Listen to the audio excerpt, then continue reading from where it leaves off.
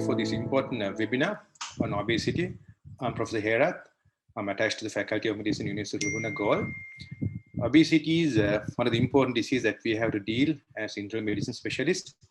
So obesity can lead to various other complications such as diabetes mellitus and dyslipidemia and fatty liver. Therefore, we all have to know how to manage a patient with obesity very well. So as Sri Lanka College of Internal Medicine, we believe in continuing medical education and also believes that empowering and educating our membership on various important diseases are of paramount importance. We will conduct series of webinars and other teaching activities, teaching and learning activities. And this webinar is one of such things that we conduct for the benefit of our membership. So we are going to cover three important topics during the webinar today. The first topic is on facts and myths about obesity. Obesity is such a common disease, therefore there are so many myths associated with obesity, and some of these myths are so deep and so intense that it has already penetrated among our specialists and our doctors also. Dr. KVC Janaka is going to talk to us and enlighten on various facts and myths about obesity. Dr. KVC Janaka is a consultant physician attached to the Sri Javadrapa Hospital. Then managing obesity, we all know managing obesity, but of course our involvement can be quite patchy. We just look at only one aspect of obesity. So, but looking at a patient with obesity as a whole and managing every aspect of obesity is very important. So it is.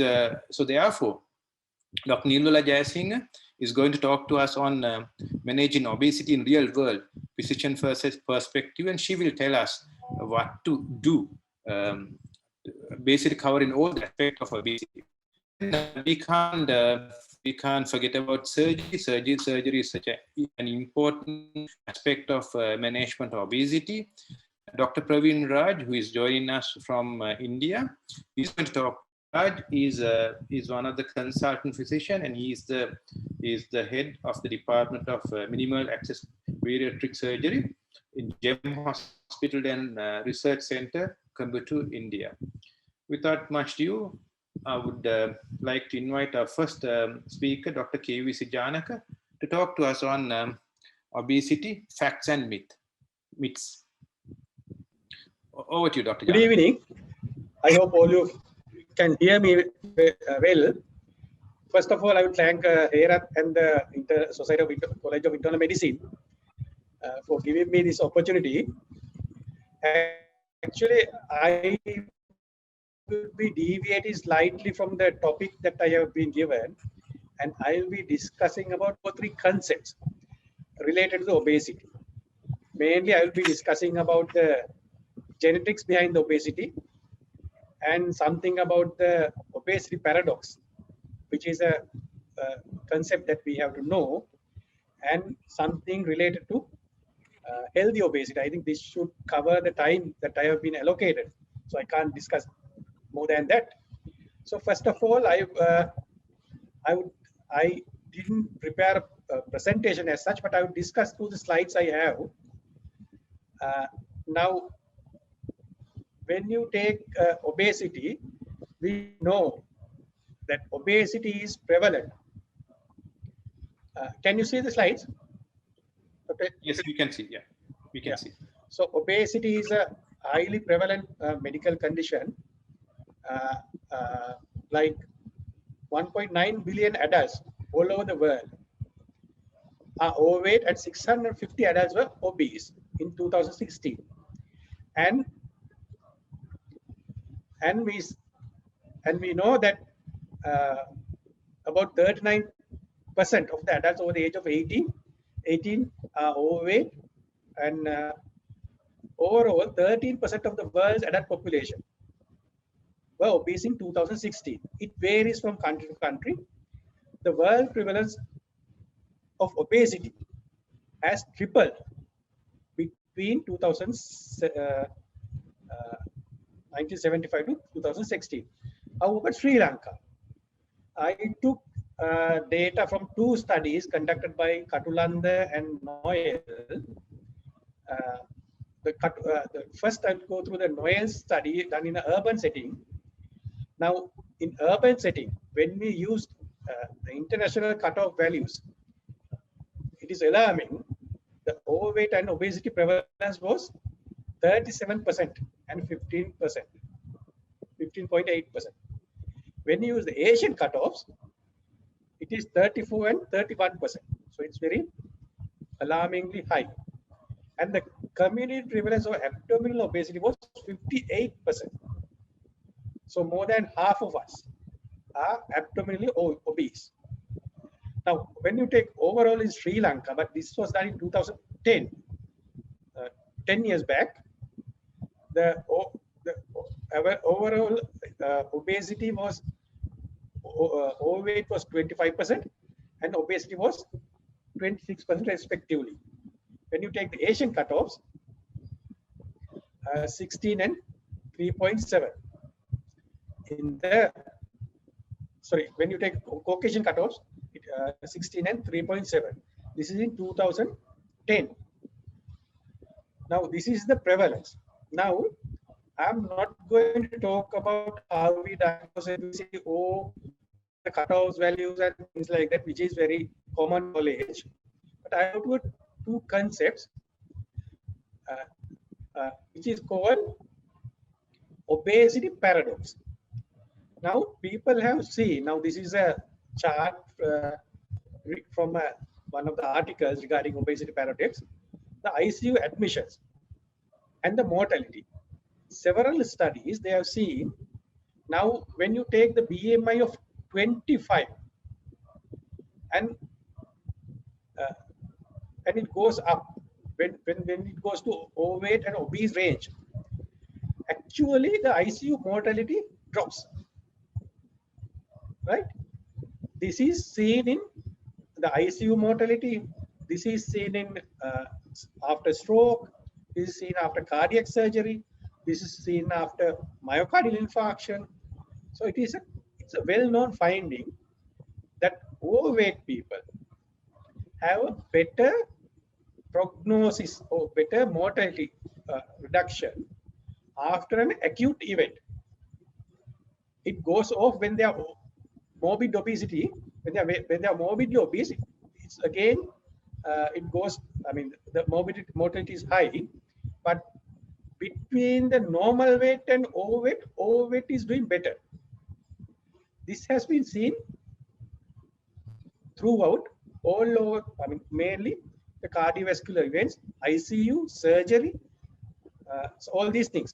So there have been a lot of hypotheses going on regarding why this obesity paradox is there.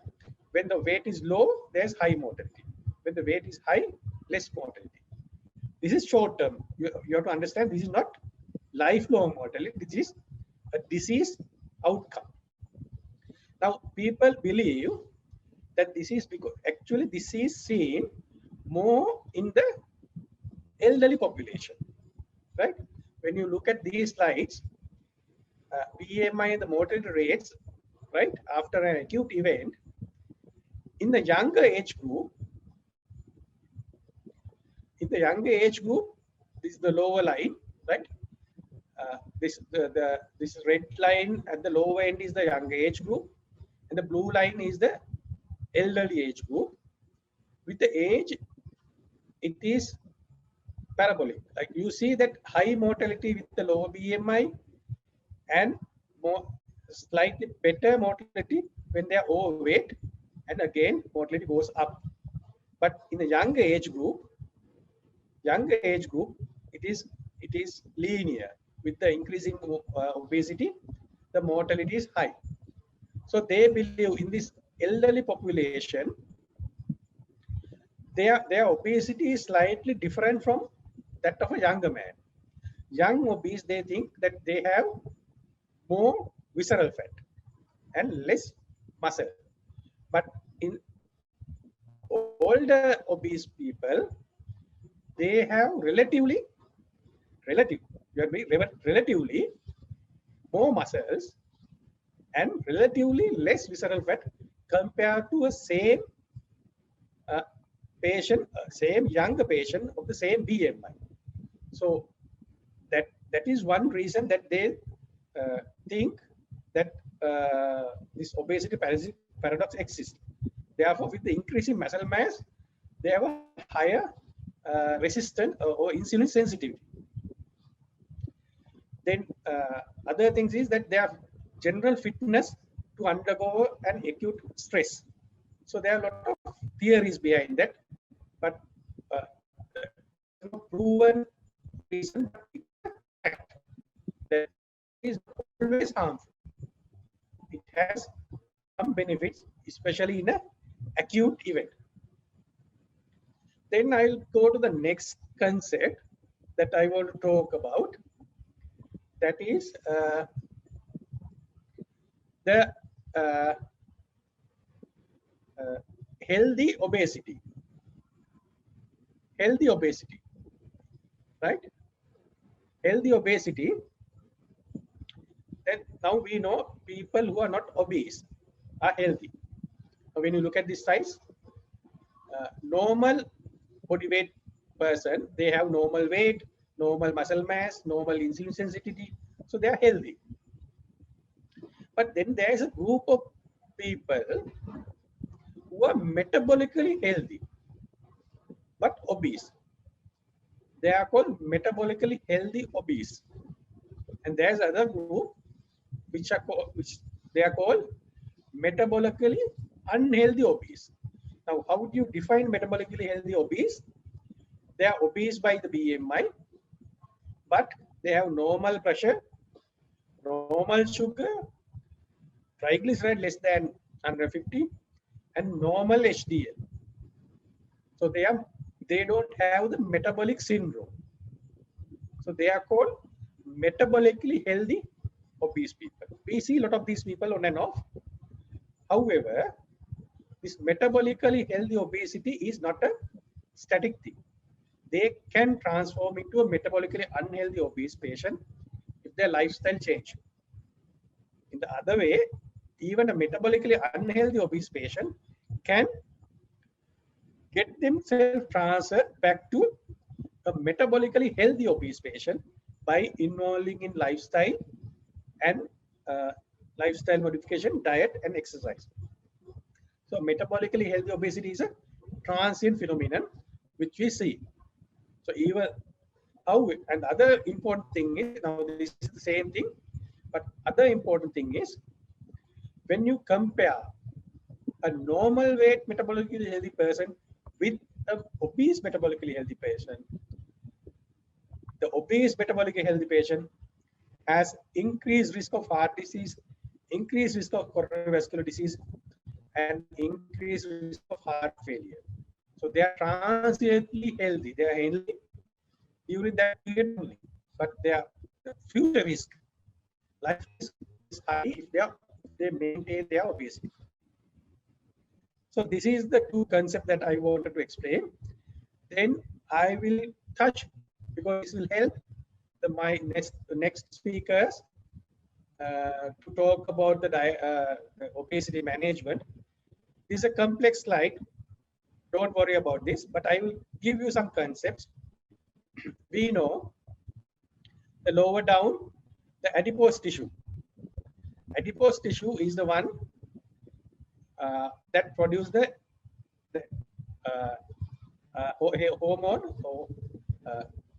hormone called leptin, right? So this leptin act on the leptin receptors at the hypothalamus, or arcuate nucleus of the hypothalamus. Then we have insulin that also act on the hypothalamus.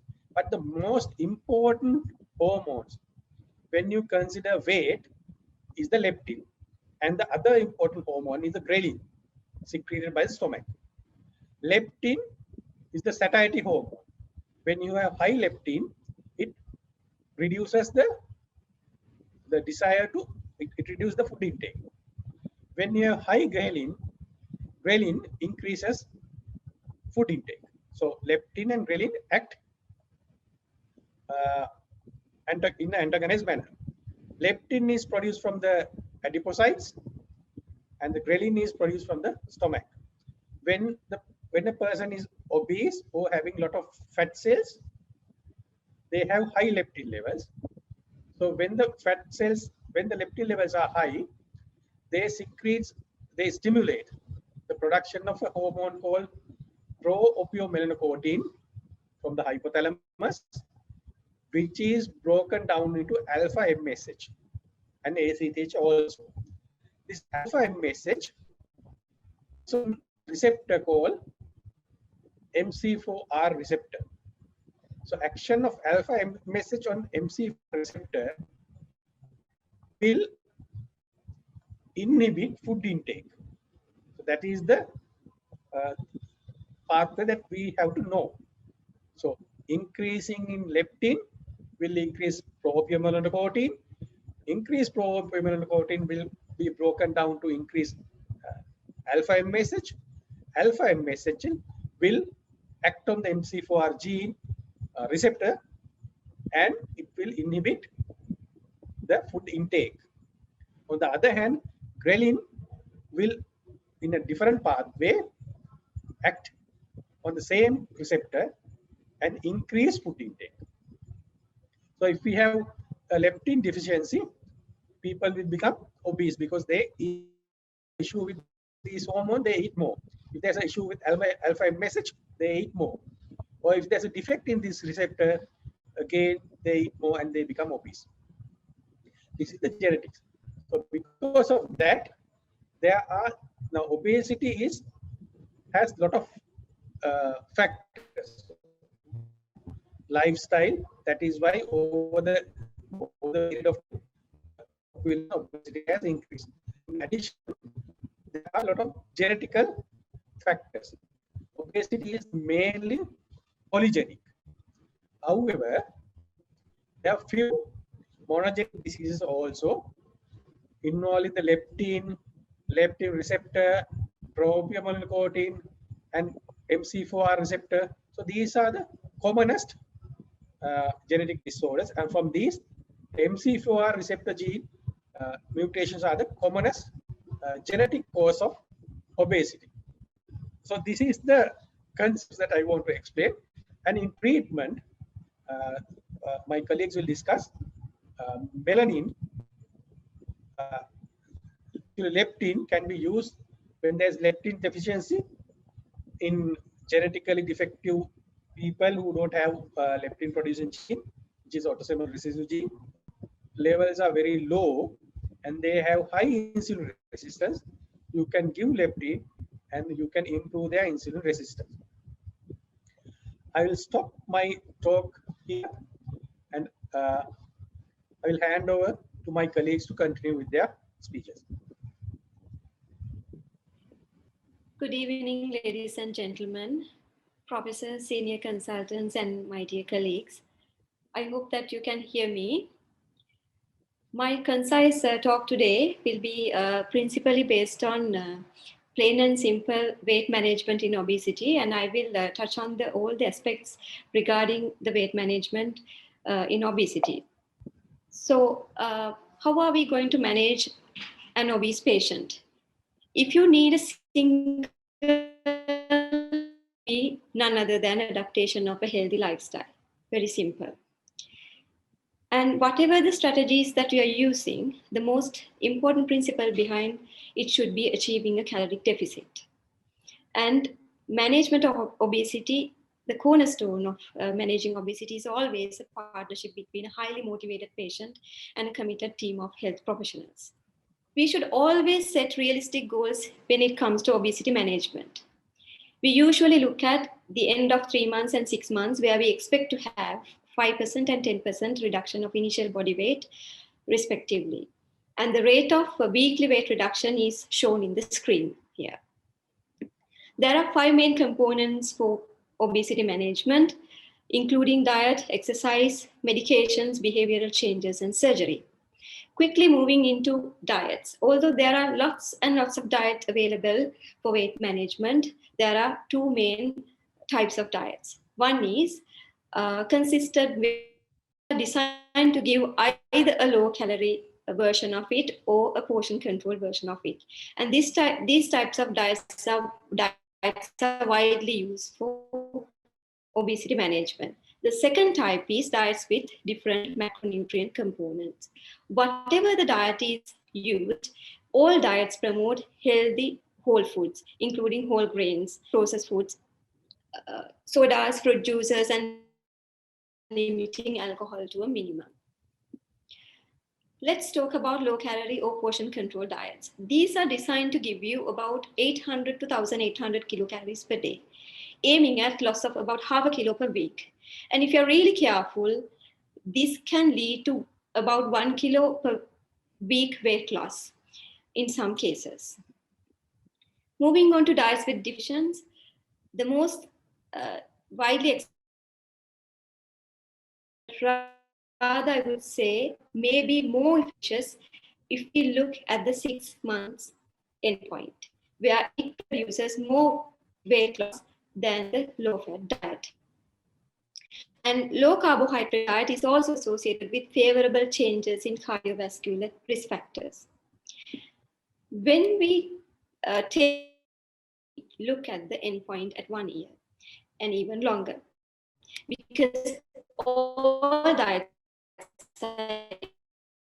So in practical point of view, we should try and find out what suits your patient, what type of diet suits your patient. But at the same time, you should be careful in finding the practical version of the diet you're choosing for the patient, whether the patient can continue practicing that diet for life, because long-term weight management will depend on the compliance of the patient with the diet.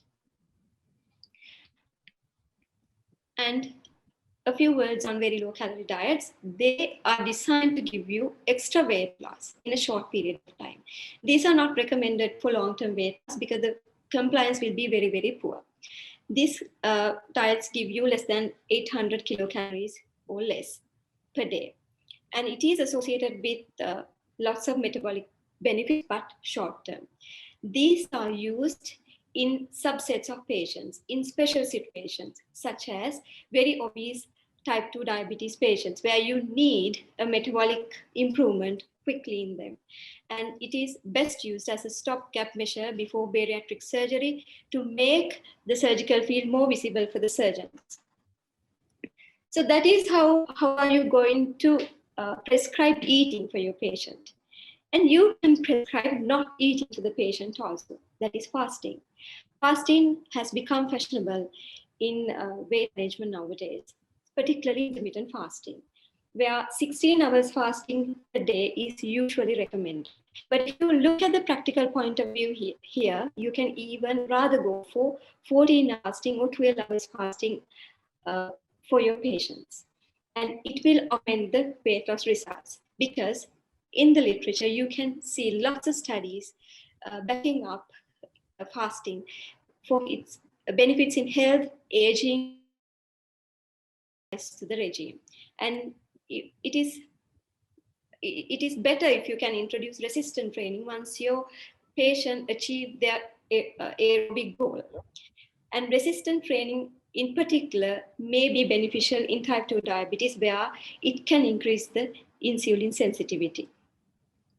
So it has been shown repeatedly in studies that when you combine exercise with diet, the benefit is more. And the patient will have benefit of sustained weight loss for the long term. And exercise alone is not very useful in weight loss. So what if that your patient is too lazy or too busy? There are two other alternatives that you can try on. One is high intensity interval training, where we can incorporate brief high intensity activity for a short period of time, alternating with normal paced activity. For example, if you are running, during a given minute, the first 30 seconds, you run as fast as and as hard as you can. And the rest of the 30 minutes, what you do is you run in the normal pace. And you can do it for as short as 3 minutes, and you can do it as short as 5 minutes. But it will also give the same benefits of moderate intensity exercise. It has been shown repeatedly on the studies, the efficacy of HIIT. And moving on to NEAT, which is non-exercise activity thermogenesis, whether your patient is doing exercise or not, every patient should be encouraged to increase their NEAT in day-to-day life. NEAT is increasing low-grade activity throughout the day, being active throughout the day. You should encourage patients to walk more, to be standing more, to be fidgeting, to be doing household work, cleaning, gardening, etc. And you should always discourage them being in a seated position for long, and also the screening time. And there are lots of studies showing the benefits of increasing NEAT in a lifestyle. And actually, this can burn up to 2,000 extra calories in a given day. So moving on to pills and injections, it is always an adjunctive part of weight management. You should incorporate it only into lifestyle changes, and you can choose medications for people who are very obese and who have obesity related comorbidities. And what is widely used here is orlistat, which is a lipase inhibitor. And some studies have shown that when it is combined with L-carnitine, the effect is more. And there are two combinations available to combat appetite. This is widely available in Europe and also in US, not in Sri Lanka up to now. And moving into injectable, this is liraglutide, which is a GLP-1 analog, we all know that, and we can use in severely obese patients, specifically if the patient is a diabetic, we can use it as a replacement for insulin. Gradually, we can introduce liraglutide in place of insulin. I'm not going to talk to you about, there are so many newcomers in the field of managing obesity, including melanocortin 4 agonist, peptide YY used as an inhaler, leptin. Those are used in only subsets of patients, not widely used still, but. And moving on to psychological therapy, this gets the spotlight in weight management now. Because when you talk about weight management, you are talking about lifestyle changes in a person. To change the lifestyle, you have to change the habits of that patient. Habit changing is not very easy. You have to change the thinking pattern of that person. You have to change the psychology of that patient, and you have to change the behavior of that patient. So this psychological therapy is a very important part in managing an obese patient. This also includes screening your patient for a major psychological disorder like major depression, and also screen them for major eating disorder and referring them for professional psychiatric support. Also, this includes giving the psychological support and behavioral support as a physician during their journey of weight loss.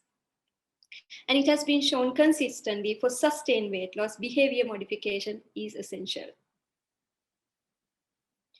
And stress management and sleep management is also necessary part in behavioral modification, because repeatedly it has been shown sleep deprivation and stress is associated with weight gain.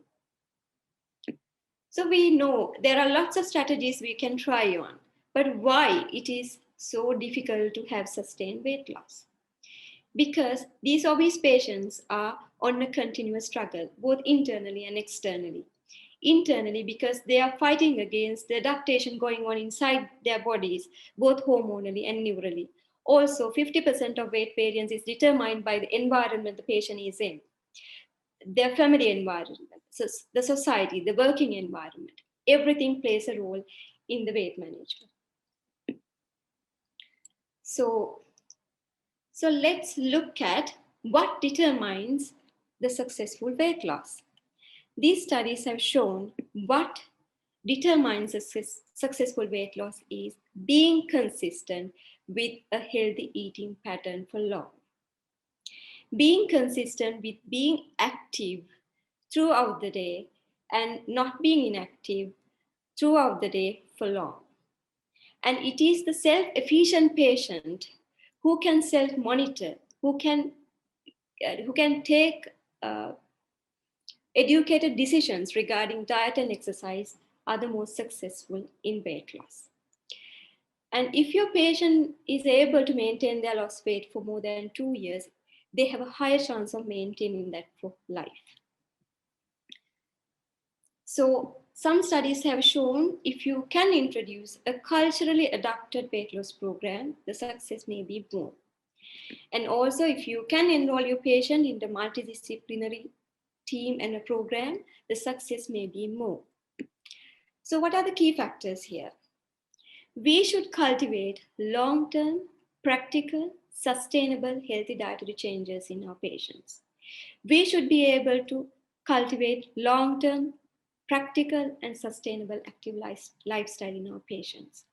And we should be able to educate and give behavioral feedback for them to be self-efficacious, to be monitoring and be motivated, and to have good lifestyle choices throughout long term. And we should be there as physicians correctly and consistently with our professional guidance. So what are the challenges we face here? We should get our patients motivated. We should know how motivated our patients are and the reasons for their motivation, and can they sustain this motivation long term. And it is always a challenge to provide affordable, practical, healthy long-term lifestyle choices, because we have to consider everything in this patient, including the family environment, the society, the working environment.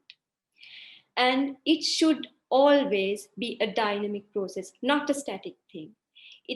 The final decision should be a result of ongoing discussions with the patient.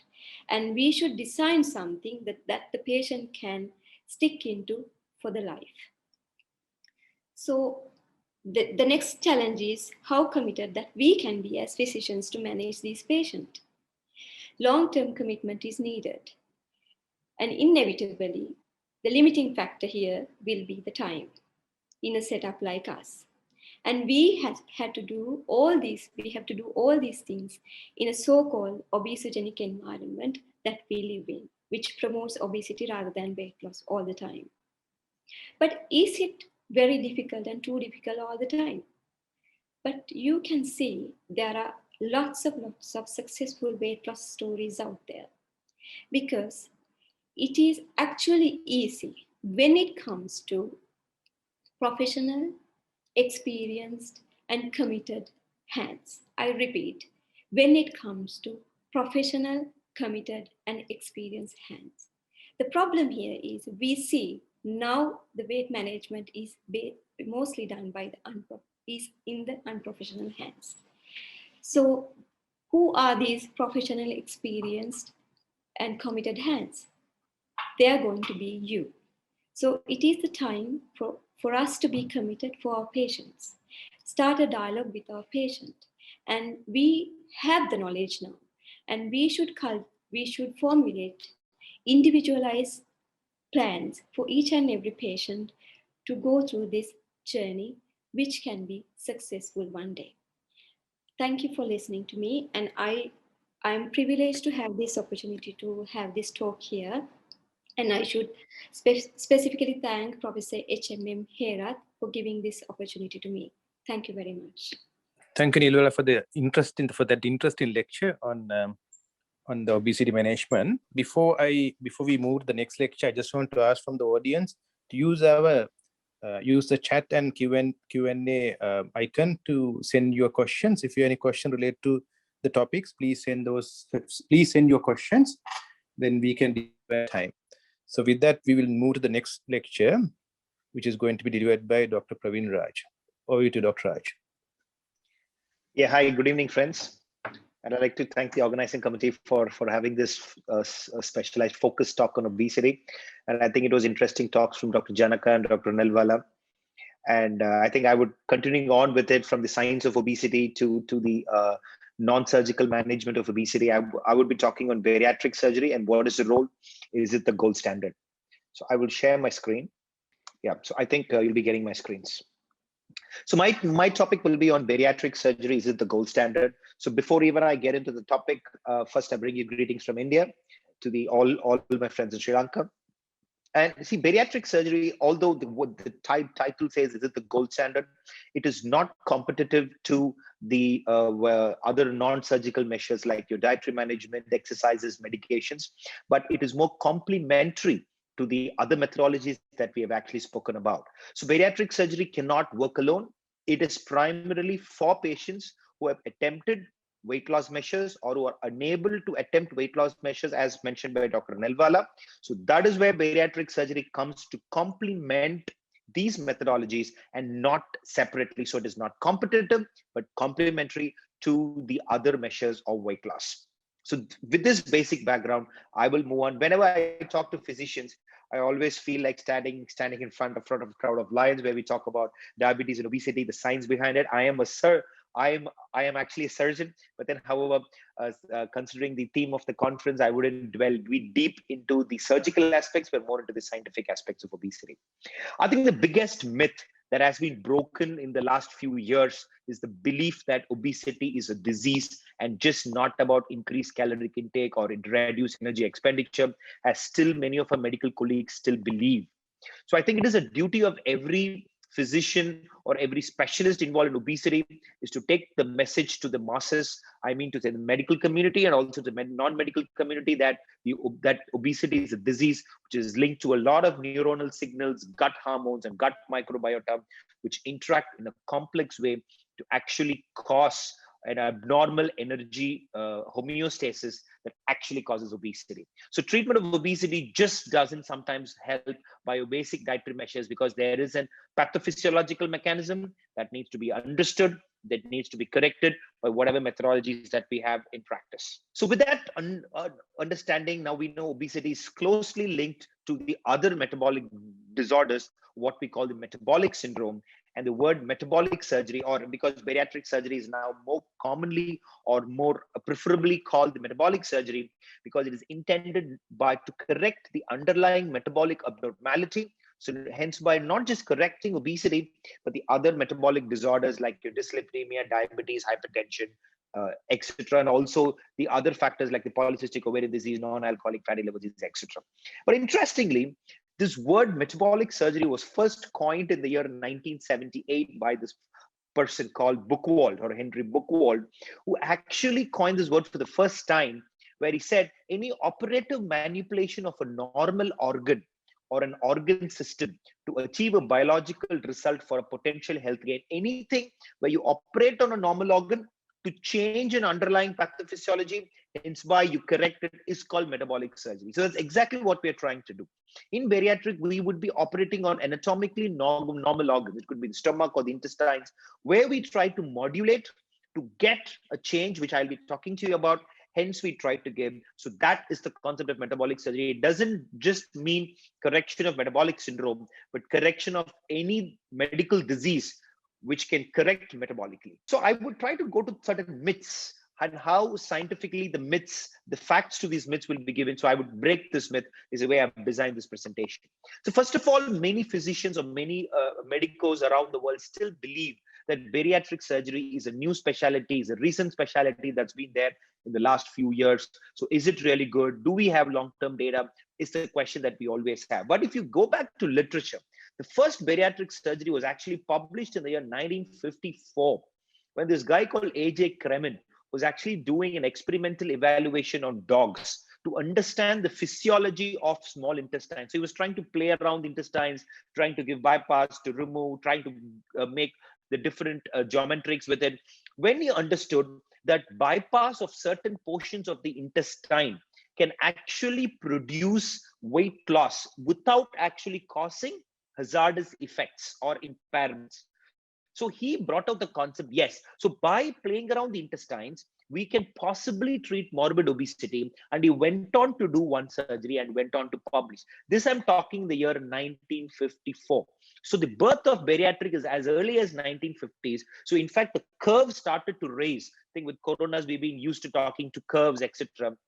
So the curve started to raise as early as 1960s, with around 1970s, 80s having actually a very good peak, which continued to grow on and on and on and on until now. Of course, many different changes have happened over the years. But bariatric surgery is close to a 70-year history. It is not a new specialty. It's been there around the world for many, many years. It's just that it came into the Asia in the maybe the late 1980s or the early 1990s, and into India in 1998. I'm not sure about Sri Lanka. I think somewhere in late 2000. I mean around 2010 onwards, if I'm right, but correct me if I'm wrong. So that is the history of bariatric. It is not a new specialty. It's been there for a long time. The second myth is we all believe bariatric surgery works by making somebody eat less and by causing this bypass, hence by causing a malabsorption. So basically, it is believed that the restriction and malabsorption is how a bariatric surgery really works. So these are the two commonly done operations. One on the left is called the sleeve gastrectomy, where we make a tube like a stomach. The second one on the right is called a gastric bypass, where we make a small gastric pouch. We bypass a small portion of the intestine, like in a road, when there is a kind of the road work happens, you have a bypass, we try to bypass. So looking at this picture, you'd be able to say that, yeah, probably the first one, you're making somebody eat less. In the second one, you're making somebody eat less, plus also you're causing a bypass. So restriction and malabsorption. Yes, on the face of it, anatomically, yes, that is what we do.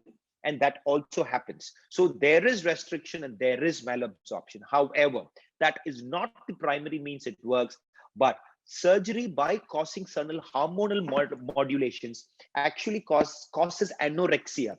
We induce hormonal anorexia and also increase the energy expenditure rate by playing around with many hormones, but the hormones that we know based on evidence are ghrelin, peptide YY, leptin, and oxyntomodulin. So by playing around with these hormones, we are able to cause anorexia and increase energy expenditure.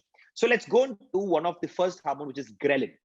Ghrelin is all the orexigenic hormone or an appetite hormone. So that's responsible for appetite, that is produced in the fundus of your stomach, or the top portion of the stomach is what you call. Either of these procedures, this fundus is either removed or it is excluded. So the levels of this ghrelin drop down. So the appetite of a patient comes down, causing a kind of anorexia. The second hormone is called peptide YY. So this is produced in the L cells of the ileum, where this GLP-1 is also produced. I think Dr. Nelwala spoke to you about the liraglutide, which is a GLP-1 analog. So the same cell that produces GLP-1 also produces peptide YY. This is basically an anorectic hormone that is intended to cause anorexia. However, the levels of this are dysregulated in obesity, so that many of these obese patients have an uncontrolled or they do not experience anorexia until they eat to a particular point. But post-bariatric surgery, the levels of these hormones elevate, so causing an early anorexia or early satiety. When I come to satiety, the more important hormone where we talk about satiety is leptin. See, leptin is basically produced in the fat or the visceral fat. It is a satiety factor.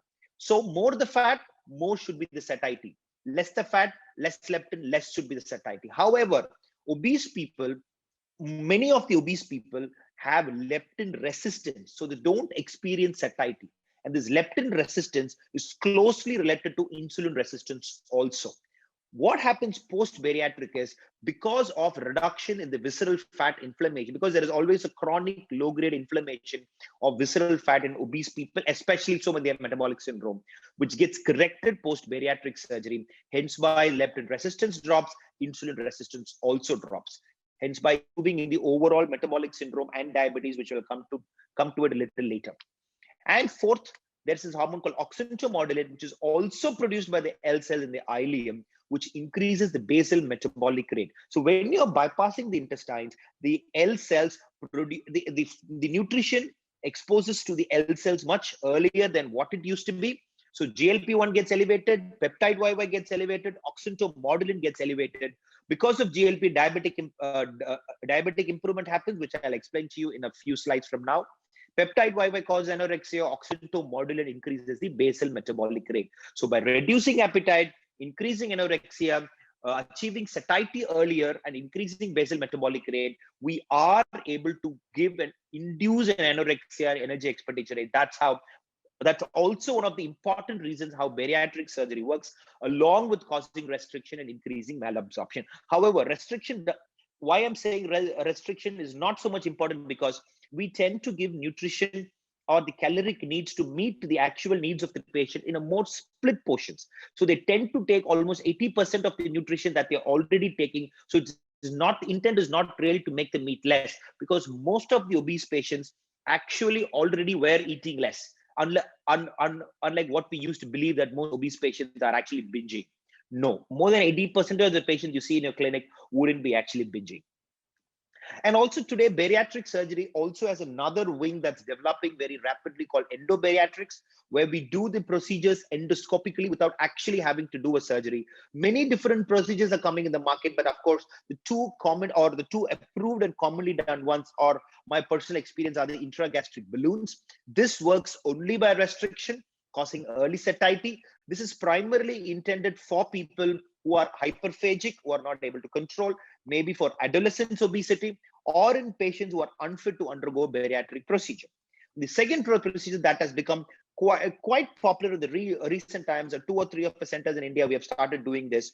It's called the endoscopic sleeve gastroplasty. Similar to the sleeve gastrectomy you saw earlier, wherein we make a tube kind of a stomach, we basically stitch from within using an endoscopic device called the Apollo Endo Stitch, where we stitch the stomach using plication, and we make a narrow stomach. That's called an endoscopic sleeve gastroplasty. So these are for intermediary set of patients wherein your diets and medications aren't working, or probably they aren't too big enough, or probably the metabolic syndrome isn't bad enough that they really need a warrant a bariatric surgery. So the intermediary group or the outliers group, this balloon or the endoscopic sleeve gastroplasty have a big role to play.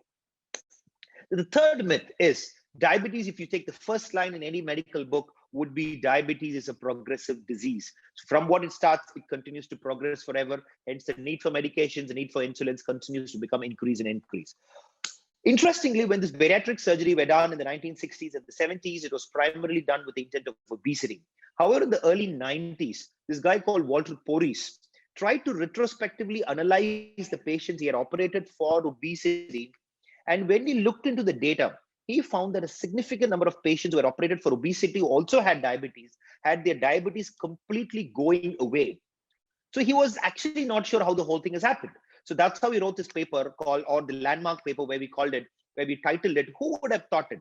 An operation proving to be the most effective therapy for adult onset diabetes. At that point of time, they did not really know how the whole thing were happening, because they were doing the Roux-en-Y gastric bypass, wherein they were bypassing the duodenum and the proximal jejunum, which we call the foregut.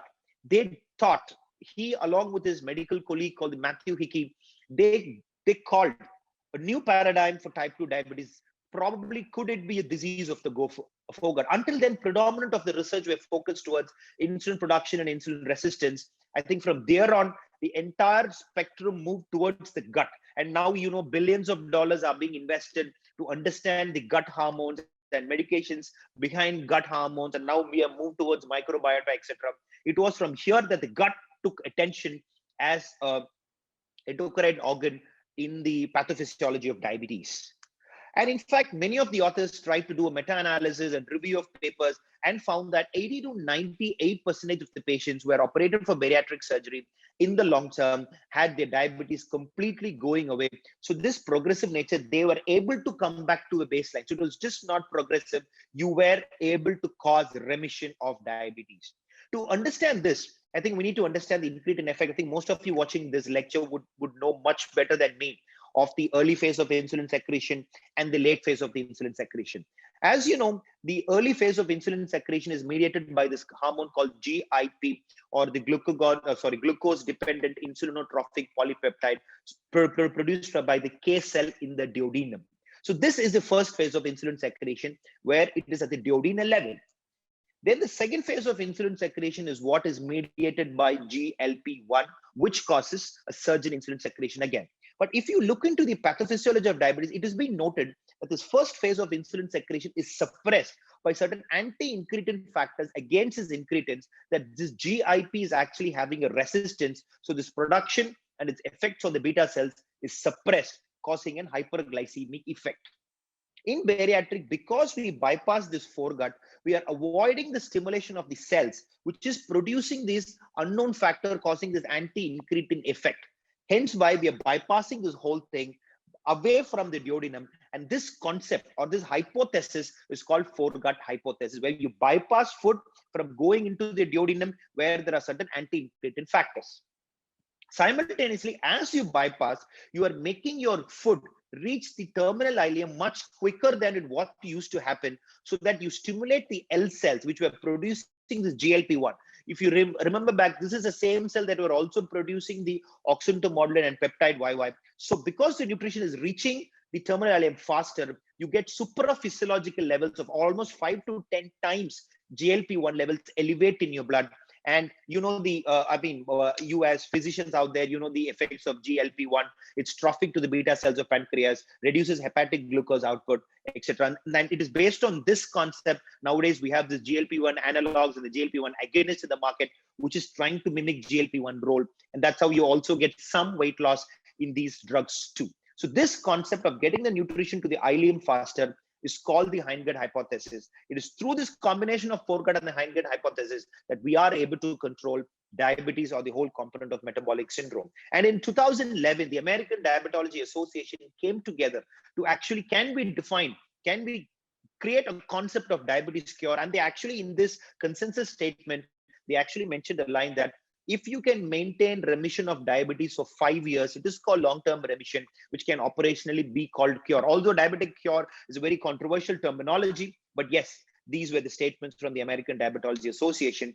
And of course, in the standards of guidelines from the 2017 onwards, metabolic surgery has been included as a treatment of diabetes from 30 BMI onwards for the West and 27.5 BMI onwards for Asians, because you know the difference of YY paradox, how Asians are different in terms of our fat percentages.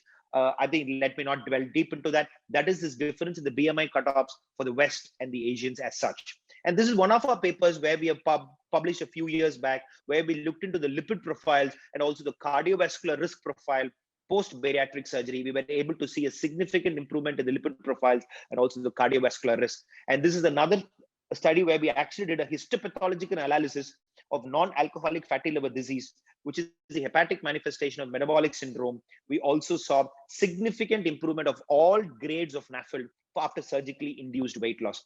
And again, on polycystic ovarian disease, which is the reproductive component of metabolic syndrome, also have significant changes post-bariatric surgery. This is again from a center published a year back.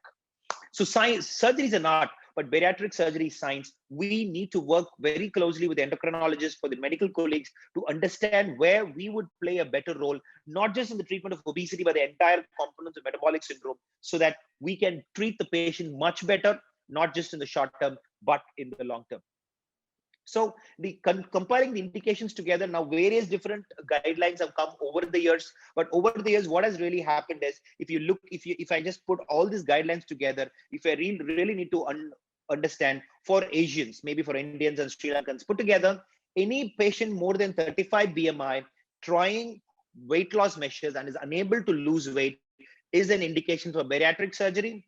And any patient above 30 BMI with obesity related comorbidities is an indication for bariatric surgery, and more than 27 may be considered with poorly controlled diabetes. This poorly controlled diabetes needs to come from the endocrinologist. But I think on a practical sense, anybody who's a compliant, proper medical therapy for 6 months, if you're still unable to achieve the standard HbA1c levels, maybe we can consider them for a bariatric surgery. So this is, I wouldn't call the bariatric, probably the metabolic surgery. It's a better terminology to use, because the intent is just not weight loss, but to correction of the metabolic comorbidities. So these are a couple of our books that we have published from our institute with regard to bariatric and metabolic surgery. So to coming to the conclusion, the intestine is the largest endocrine organ of the body. Metabolic syndrome is a result of a complex interaction of the intestine, adipose tissue, and pancreas, where the gut hormones and the microbiota, etc. Bariatric surgery is just not about restriction of food intake or the malabsorption that we all believe.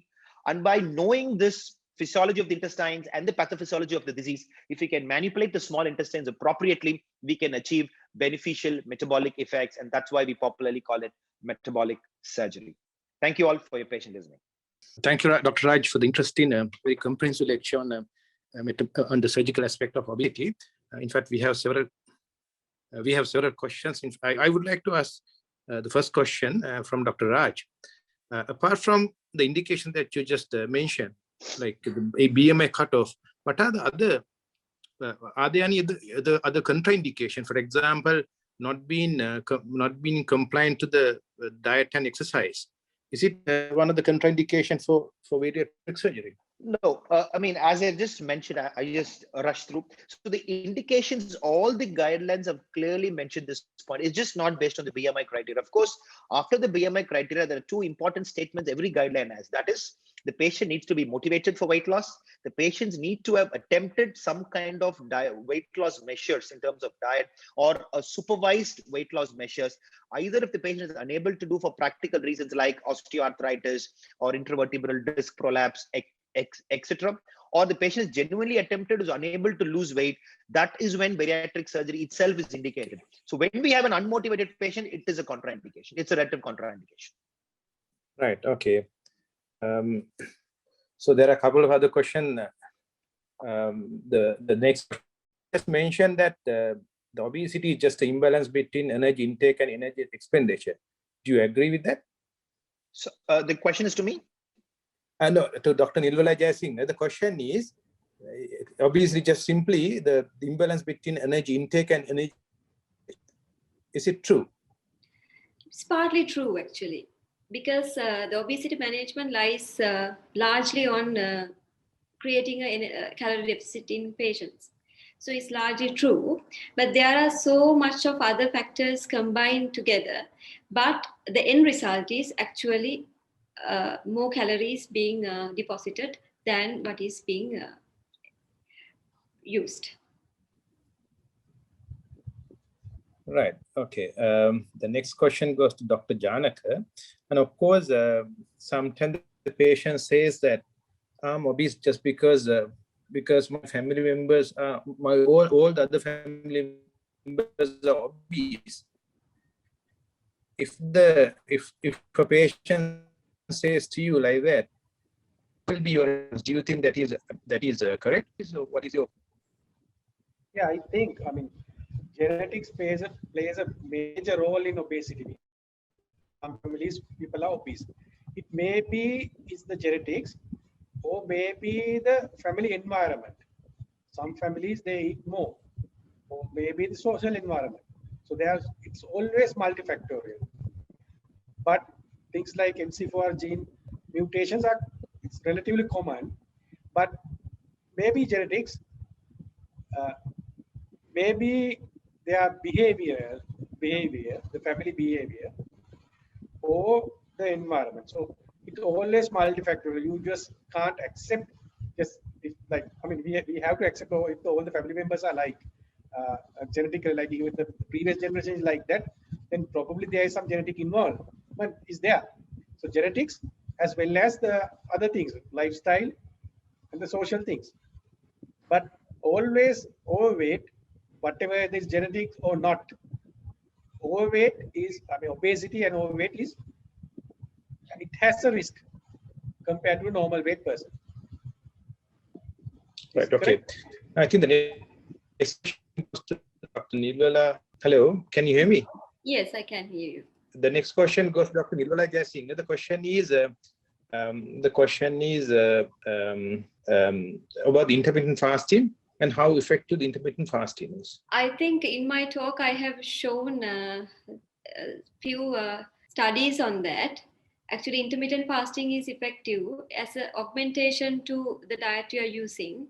What is usually recommended is 16 hours fasting. And I pointed out that if you are practical enough, you can either go for 12 hours fasting or 14 hours fasting throughout the 24 hours period. If you want, I can share the slides again for them to see, because I talked about intermittent fasting during my talk, and it is effective. So when a patient goes for intermittent fasting, yeah. the question is, when a patient goes for intermittent, increase the fat intake and reducing carbohydrate, or just normal diet and increase fasting space? No, fasting should be used as an adjunct to the diet that you're using. You have to use some kind of diet in these patients. And adjunct to that, you can introduce fasting window for such patients. And there are some instances where you can do fasting in a different way. Not during the 24 hours. You can fast for 2 days for given week. And during that time, you're not taking anything caloric during the 24 hours. And rest of the days, you're allowed to eat. But again, you should go for healthy eating always. Is that the answer that you have expected?